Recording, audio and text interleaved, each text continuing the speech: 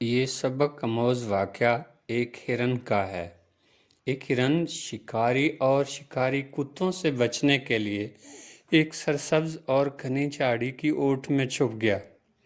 یہاں سایہ بھی تھا اور ٹھنڈک بھی تھی۔ یہاں پر تحفظ بھی تھا اور آرام بھی تھا۔ کچھ دیر رکنے کے بعد جب اس کا خوف کم ہو گیا اور زندگی عزیز ہو گئی تو دھیرے دھیرے وہ اس جھاڑی کے پتے کھانے لگا۔ پتے مزیدار تھے۔ وہ پتے کھاتا چلا گیا۔ وہ دیکھتے ہی دیکھتے اپنے سامنے والے حصے کے سارے سرسبز پتے کھا گیا۔ وہ گھنی جھاڑی جس نے اسے تحفظ دیا تھا، جس نے اسے آرام دیا تھا، جس نے اس پر سایہ کیا تھا، جس نے اسے چھپا رکھا تھا، وہ اسے ہی کھا گیا۔ حجاب دور ہو گیا۔ سامنے کا منظر صاف دکھائی دینے لگا۔ اب بھی اس کے دل میں کوئی اندیشہ، کوئی خوف نہ تھا۔ وہ مستقبل کے خوفوں اور خدشوں سے بے نیاز پیٹ بھر لینے کے بعد سو گیا۔